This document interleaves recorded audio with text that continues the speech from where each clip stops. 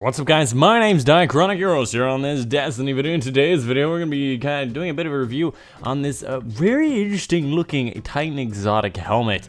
Now, the only thing more mystifying than seeing your own soul inside of the beautiful artwork on this weapon is trying to figure out how to pronounce the fuck out of this name. Like, what the hell is an Empyrean Bellicose anyways? Like, what is this? But enough of that foolishness, let's get into this review. I'm a Bill I just wanted to mention on the first and foremost, you know, because I do my first and foremost all the time, every time, lots of times, is that this armor is a Titan exotic. And the main ability gives you the Angel of Light perk, which is one of those warlock abilities. It's not really a great one, but basically allows you, whenever you aim while you're in the air, you can see this in an example right here. When you're aiming down your weapon in the air, you hang in the weapon for a second. You get nice stability when you're up there. It can be useful sometimes. I found that it was actually quite useful for the tank on Volastaric, that one little tank, because you can't really see his little things from behind unless you got a nice scout rifle. What you can do is just kind of like go up there, hang in the air with the Angel of Light kind of perk on it, and then you kind of have some nice ability to see over it. If you can't really see something or you want to try to hit somebody behind, it's very useful because you go in the air and then you just aim down sights and you just try to fuck them up. So that's the one way I could see that this Empyrean Bellicose can actually be used. Other than that, I really don't know what other purpose you have for this other than getting hit by a tank shot 30 meters above your teammate. Some of the perks of this armor, almost said weapons again. This goddamn Empyrean Bellicose is kind of not really my style. But there's some of the perks on it. First and foremost, you got your discipline and strength. Not a combo people usually like. Someone would say that's kind of a downfall, though discipline is not bad. You have to have either discipline or intellect, but most people would go for intellect because they like getting their super up fast. Depending on how you like to play, maybe you like lots of grenades and melees. Maybe your thing runs off of more melee, which gives you more nades, or vice versa. I don't know. But it is a discipline and strength focused armor. The next ladder gives you ability to pick whether your grenades or heavy ammo give you more orbs from killing enemies of the darkness. Me personally, I probably would go with heavy weapons. Although that's kind of a hard decision. I hit a lot of people with my grenades, with the solar grenade, but the sword nowadays is kind of my main weapon, so you probably get a lot of super energy from killing people with swords with that upgrade. So I personally would go with the second one with the heavy weapon, just because it's freaking awesome. You pull out an LMG, it's all awesomer.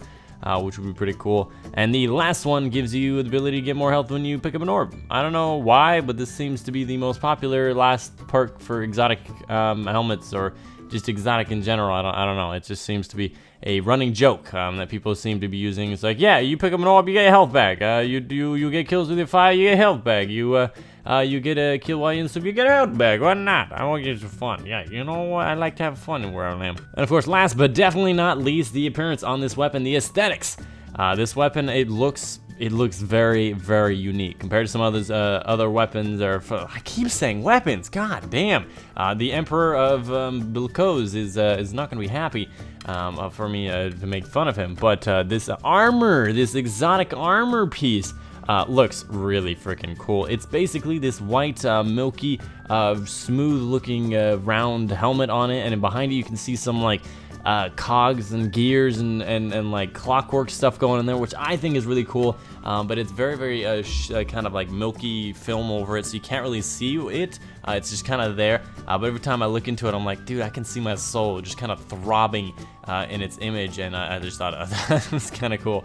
How you had that, and I don't know, it's just a really cool looking exotic, and you've got this little point, little hat on the top, so I think that's cool. Of course, the little mouthpiece in the front, which I think is really cool, kind of gives you like, I am a white Dr. Vader. Apparently, yeah, the good version of Darth Vader is the Doctor. Who knew? And who knew he had an accent? Aesthetics, as far as this one goes, aesthetics are definitely 8 or 9 out of 10.